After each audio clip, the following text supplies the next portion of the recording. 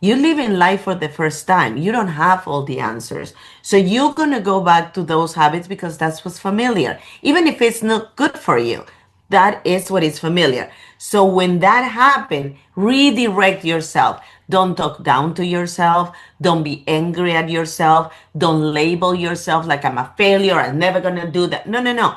Recognize. Hi, Claudia. So I've been wondering that I've been dabbling with too many things, not just work, but other than work, right? Trying to do this podcast, thinking about side hustles, trying to experiment with the hobbies that I have, and then I have a day job, right?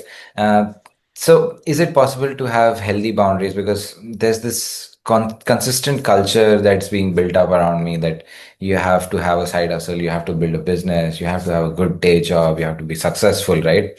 How do I Mhm. come up with some healthy mix? Is it even possible, or should I just say that yeah, the young version of me is supposed to be hustling, and then probably I can relax a little later in life?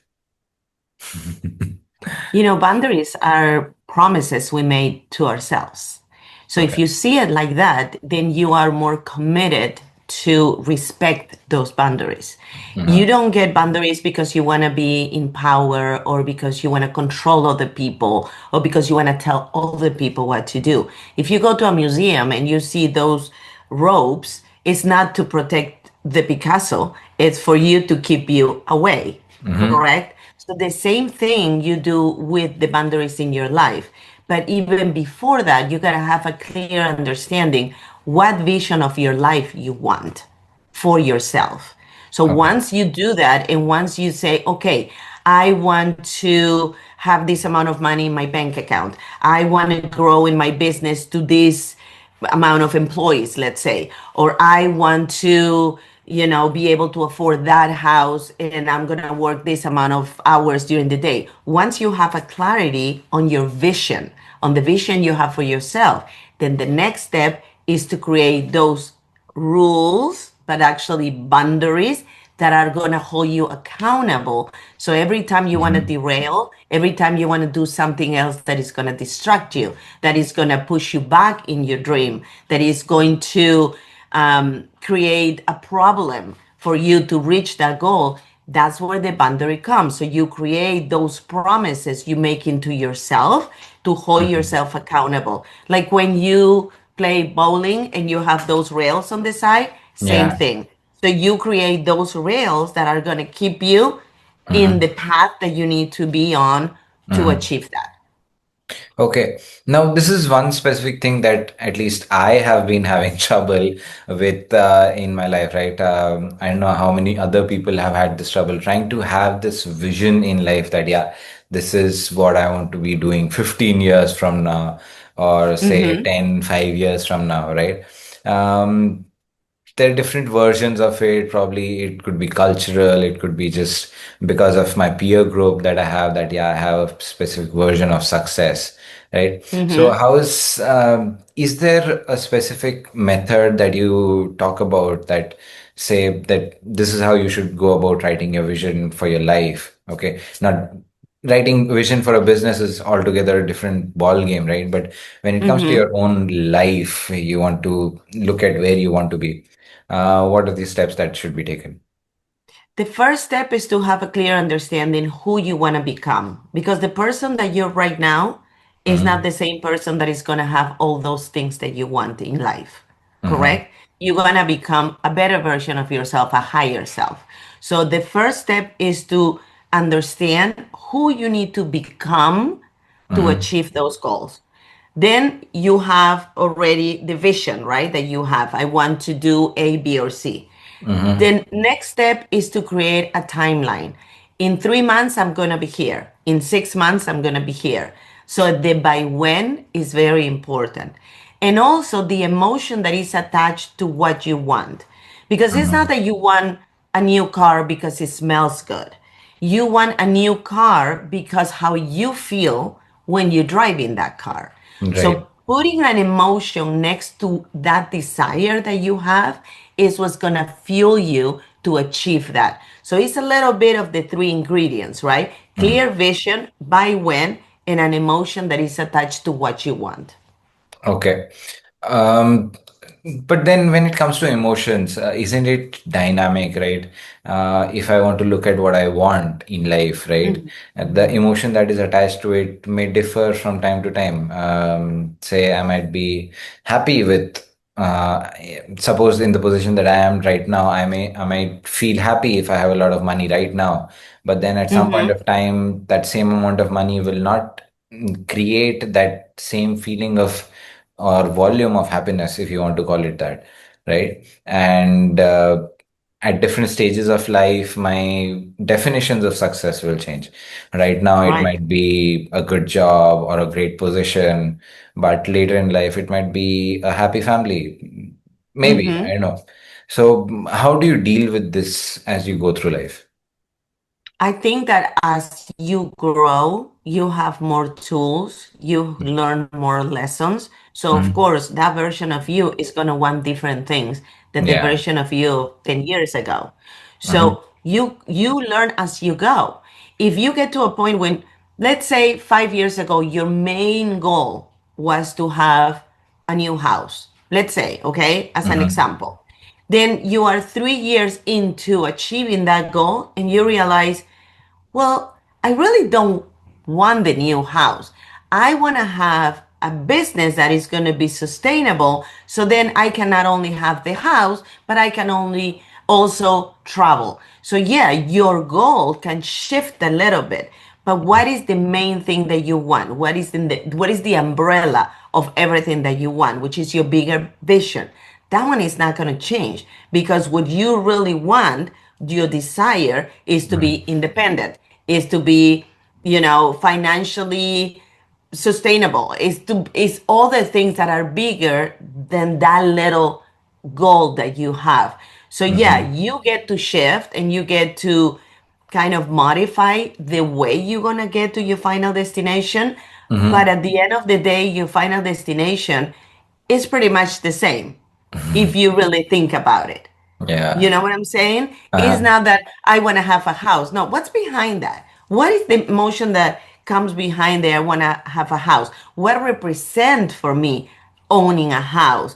What meaning I'm giving to that desire? So when you get curious and you start kind of like making layers of that desire, that vision that you have for yourself, you start understanding there is something deeper. It's not just the house. So you have to go through the process, and as you grow and as you learn and as you become your higher version, you get more information and gives you more Hmm. clarity. Yeah, that's right. I mean, when you have, I mean, if I look at a goal and I start asking questions, right? Why do I want this? Why do I want to achieve this goal? And then, okay, then again, you ask, why do I have to have this thing, Right. right? Mm-hmm. Probably going down 5 or 6 layers, you'll come to know that this is the core reality of you as a person, right? Right. Have you seen any patterns as to what most people are looking for in life? Can you actually generalize that, or is there a specific feeling that most people are looking for in life? And then from there, everything else is stemming, right? Whether they want a house, whether they want a happy family or a huge business, it's probably stemming from just one core emotion, probably per se, or is it different for different people in essence as well? Every human wants to feel loved and seen. Uh-huh. Every human, no Mhm. matter if it's on the top layer or is in the bottom layer. You want Mhm. to feel that you matter, that you're loved and you are being seen, that you Mhm. are not irrelevant. Some people need the money to feel loved and seen. Some Mhm. people need the happy family. Some Yeah. people leave wants the community. Everybody look for those things in different ways. But at the end of the day, as humans, it's a necessity to feel loved and to feel seen. Mhm. And now each of these three is specifically the community part, right? If you have a group of people around you who feel that you're important or you contribute in their lives, right? It's a Mhm. good way, right? And one of those ways, like we are having this conversation out on the internet, right? This will go out Mhm. and people will watch us having this conversation. So this will go out in one of those platforms where people look at each other and feel that, yeah, this is a person that I can bring into my community, or probably I can join this community, Mhm. right? And this community actually brings in that feeling, as you mentioned, of being loved and being watched, Thin. being Mhm. seen. Now, nurturing such communities is another skill set, right? As you meant, if being very fair about it. So, if you have to go out and nurture these communities from the angle of your own desire to be feel loved and watched, right? Uh, Mhm. what are the values that you're inculcating, or what are you going to be talking about, right? Because the manifestations are always different, right? Somebody wants to act, somebody wants to share knowledge, somebody wants to dance, or probably just I don't know. Depends. Everybody has different desires, but this is the thing with manifestation or the wanting of having something. We don't get what we want. We get what we are because our energy is what is going to attract what's available for us in that frequency, Mm-hmm. right? If you imagine that you're a radio, if your frequency is not at the level that it should be, you're going to get static. You're not going to get music, Mm-hmm. right? So if you want certain music, you need to move the dial to that frequency so you can get the music you want. The music, you don't see it, right? The waves of the music, you don't see it, but you're attracting it because you are moving the dial to that. The manifestation is the same. You have to bring your frequency up by bringing your energy, Mm-hmm. and then you're going to become a magnet for everything that is available for you. Everybody has different frequency, so everybody attracts different things. So you have to look within yourself, say, who am I, who I want to become, and attract that energy of the person that you want to be, that you're not right now. So it's not that you're gonna get what you want. You're gonna get what you are in that moment energetically. That's how you match what's available for you. Mm-hmm. In this process of trying to match, right, we have to put obviously a lot of effort to get to, because as you mentioned, we won't get what we want, we'll get what we are. And Mm-hmm. to get better stuff, you have to become a better version of yourselves. And that's Right. where putting in the work is involved, right? Um, Mm-hmm. and it's very easy for people to get derailed when they're trying to put in Right. work. Right. They might try to get to a side hustle or try to join a group or join a Mm-hmm. mentor, right? Getting derailed is very easy. With the people that you work with, are there any specific quick fails where people actually get derailed very easily, right? There are many actually. The first thing that you have to do is notice the habits that you have. Are the Mm, habits helping you achieve that? Now, you cannot delete a habit, you got to replace it. So let's mm, say, you have the habit of waking up every day late to go to work, and you're always late at work. So start changing that habit. Help yourself. Put your alarm maybe half an hour earlier because you don't jump out of bed immediately after the alarm sound. mhm, So give yourself that extra half an hour and start changing that habit, right? So let's say your goal is to have a raise at work. Then you need to start coming early. Your goal is to lose weight. You need to change the habit of having cookies in the middle of the night. So you start changing those habits for other habits that are going to help you. That's one of the things that I tell my clients. The second one is, who are you surrounding yourself with?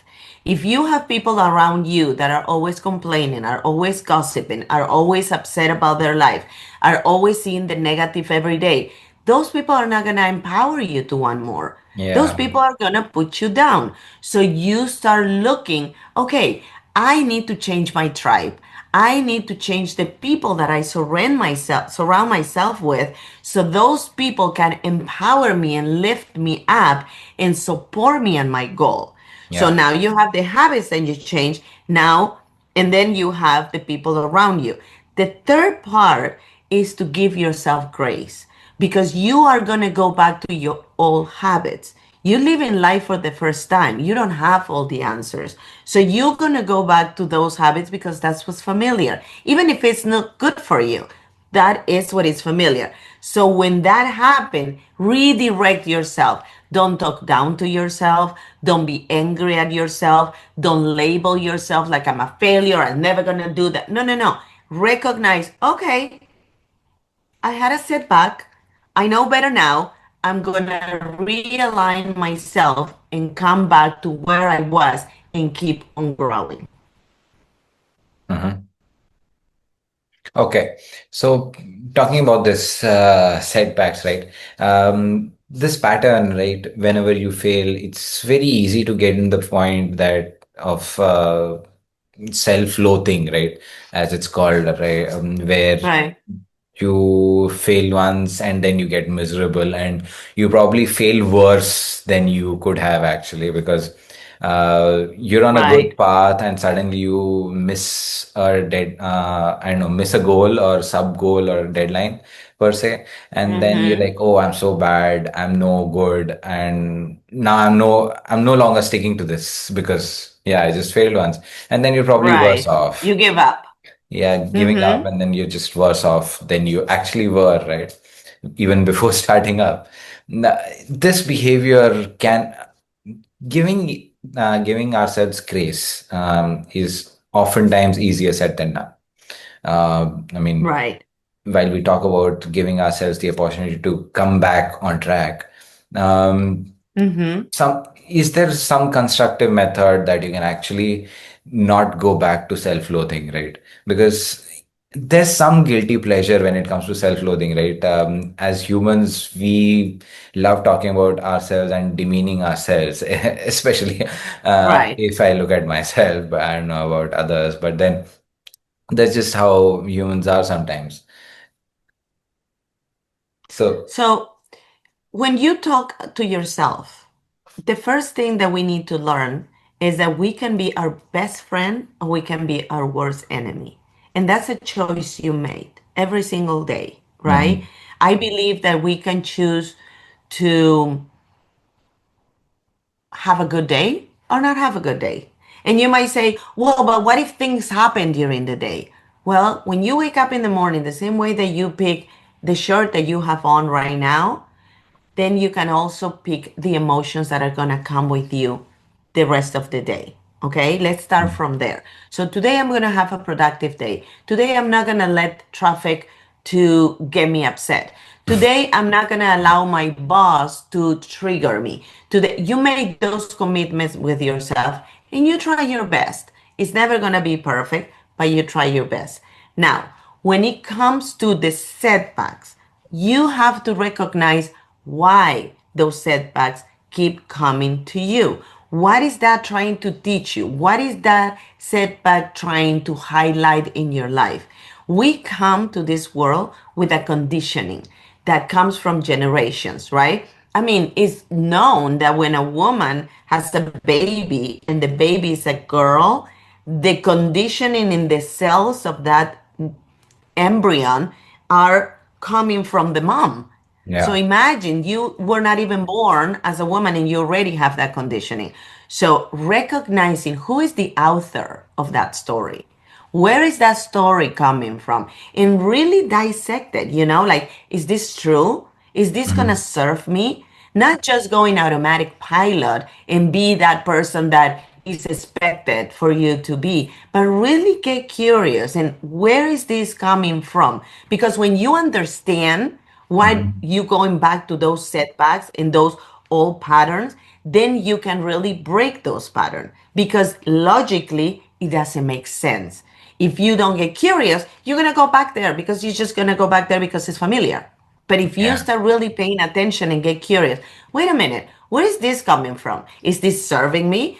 Do I have an alternative? Then your brain not only start looking for possibilities, but you also get evidence that you can break those patterns. So Hmm. then when a different pattern comes, your brain is going to say, wait a minute, I was able to break that other pattern.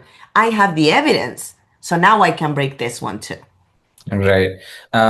This is an excellent point that you actually bring up, right?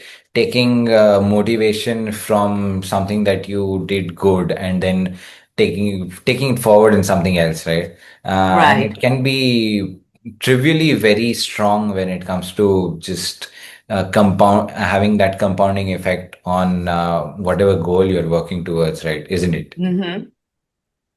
Yeah, you when you are clear in your vision, like not just, let's say for example, again, let's talk about the house, okay? You have a vision to buy a house. What Mhm. are the steps? So first you have to say, okay, I want a house that is one floor. I want a house that is one floor in that neighborhood. I want a house that is one floor in that neighborhood that is between this amount of money and this amount of. You go specific with your vision. Don't just say, I want a house. Because that it's like it's not really a goal. Yeah. It's a wish, right? Yes. It's not a specific vision. And then go a step further. Go walk in the neighborhood. See yourself in that environment. Hmm. Be with the people that live in that neighborhood. These are gonna be my neighbors. I'm already living in this house. So there is different things that you can do to support that belief. So then your brain is gonna already claim it because it's tangible to an extent. You know Yeah. what I'm saying? You might Yeah. not have the key of that house, but you already felt how it is to walk around there. You already saw it. Listen, I had a client that wanted to live in my neighborhood. And she lived like 30 minutes away from me. And every time she would come to my studio, she would drive and say, oh my gosh, I want to live around here. I want to live around here. And I said to her, okay, let's make like a vision board of that house that you want. Let's go specific. The same way that I do it with women that want to find the ideal man. Okay, let's go specific. What is his personality, what qualities that person has, how he looks like, how he treats you, how do you feel. The same way with the house. So this client of mine start walking around the neighborhood to see, how he feels and feel like she was already living there. She's my neighbor now. Mhm. She lives like 10 minutes from me in the same neighborhood because she Right. had a clear vision of where she wanted to be, what were the steps she needed to take, how the house looked like. One day she was driving and she stopped in front of the house and goes, that's the house I want to have. And coincidentally, that house was for rent. So she went and applied, and now she lives in that house. But the message to the universe, to God, however you want to call it has to be clear. You have to be in the moment thinking that you already have that you want. So Hmm. then everything aligns. If Yeah. you cannot have hope, because the hope, what happened with the hope is that you have a little percentage in the hope that maybe it won't happen, Mhm. right? It's like, I hope one day I'm gonna do that. And then Yeah. immediately you say, but if I don't, I'm gonna do this other thing. So that plan B is a doubt. That Yeah. plan B is already telling God, the universe, or whoever you believe on, I am not 100% sure that this is what I want. Yeah. So you can have that little hope. You gotta be present and convinced that that's for you. I'm claiming it. That's mine. End of the story. Hmm. Then things are gonna align for you. If you have doubt on getting whatever it is that you Hmm. want, then you also have doubt in your capability to get it. Okay. Yeah, definitely makes a lot of sense. I mean, no matter how many people I hear different versions of, there's always a new perspective when it comes to that, right? And thank you so much, Claudia, for giving me another fresh perspective when it comes to manifestations and having clear vision in life. Thank you so much for joining in, and so sorry for not asking you before, but what do you do in your everyday? I am an inner abundance coach. I help women who feel stuck, who feels disconnected, break free from the fear and the limitations that are holding them back. So I mainly work with women, but I help them and become what the conditioning has made them Mhm. be, and they are not happy in their own skin. They're not happy in their life. They know there is something missing, but they just don't know where to start. So we create a strategic plan, and I help them achieve it. Thank you once again, Claudia, for joining in on this episode. So, where can people get in touch with you and know more about your work? They can go to my website, which is Claudia Noriega Bernstein. You have my name, so you can put it in the notes. And Alexa, stop. Sorry. Um, you can put it, they can go to my website, Claudia Noriega Bernstein, and then also my Instagram has my name, Claudia Noriega Bernstein, and just send me a DM. I personally answer all my DMs, and I offer a free phone call to get, to know each other, and it's kind of like a discovery call where they can tell me their problems and we can see if we're a good match. Thank you once again, Claudia. I'm sure the listeners will take a lot from this conversation and probably reach out to you as well. To those who've been watching and listening intently, do leave a like because you listened long enough to this conversation. The comment section is open for perspectives, any suggestions, and queries to what we talked about. And don't forget to subscribe before you close the window itself. Thank you so much for joining in. Thank you once again, Claudia. Thank you.